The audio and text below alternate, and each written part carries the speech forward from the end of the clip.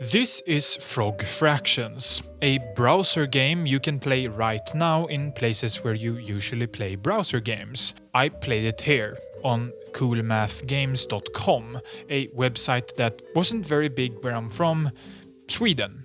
Here we used sites like this and this, translated in Swedish, and with really weird color schemes. Hi, Fortnite. But you can just simply call me Amazon. And Frog Fractions is a game about fractions and frogs. But not really. It's really just a game about aiming for a bug and eating it. This increases our score in the top left.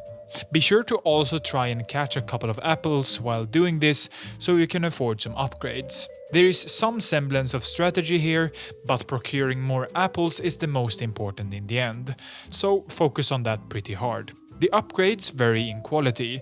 The auto-targeting makes it more of a press and hold mouse 1 game more than anything, and the electric tongue does seem to break the meta somewhat, but some of the later upgrades make this game a little more interesting. We can keep doing this, going wave for wave, catching apples and eating the bugs that try to take them from us. We upgrade some stuff to make the whole ordeal a bit faster. The turtle or tortoise we sit on is moved left and right to try and catch the apple. But I have a tip for you. Watching this, instead of trying to catch the apples, just dive under the water and get like 1 billion of them instead, making upgrades kind of a joke to buy. This does again break the meta and economy somewhat, but hey, these apples couldn't just disappear. That would be wildly unrealistic. Get the dragon upgrade so you can go in any direction while you're at it. The music here is pretty good. I can't say it's amazing or anything, but for being a flash game like this is, it's definitely above average. The graphics are about the same, and they look like your average flash game. The next upgrade to buy is the warp drive, because this place is becoming kind of boring. So let's go to space and eat some bugs and harvest some fruit. There's some flavor text in the bottom left, an obvious nod to Star Fox. The cheeseburger even tells us to do a barrel roll. This section does drag on for just a tad bit too long, and the movement here is in need of a serious overhaul. Maybe give us some strafing and a b-hop, but before you contact the developer, don't worry, I already have.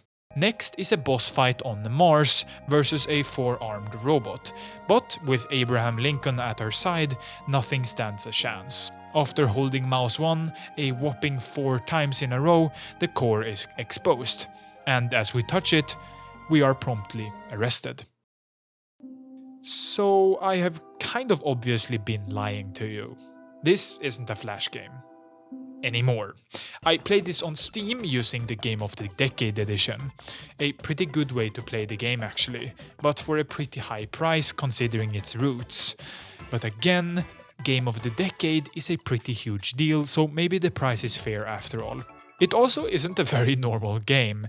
It's a genre blend that tries and often does succeed in being funny, if not random, and really weird. If you have liked what I've shown so far, consider exploring the rest of it by yourself. The game is only about 30 to 50 minutes long, depending on how fast you manage to figure out some of the later stuff. If games like this is something you're interested in, go check out Pony Island and Glittermitten Grove. They work in the same way. This is your final spoiler warning before I spoil everything, so maybe go check it out. But let's go back a bit.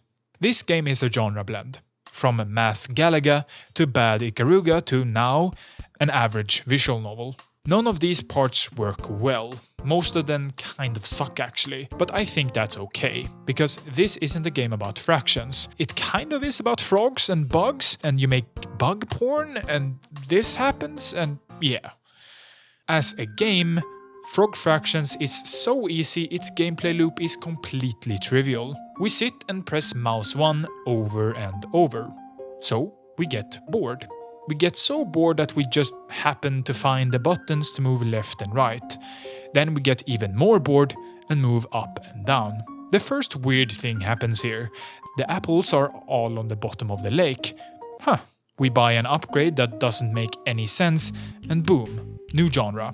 I wish I played this game completely blind my first time around. I watched the first couple of minutes of the No-Clip documentary before, and the initial mystery was kind of spoiled for me. But there was plenty of stuff left. And by the way, that documentary and its follow-up are amazing. Maybe go check them out. There are still plenty of mysteries left.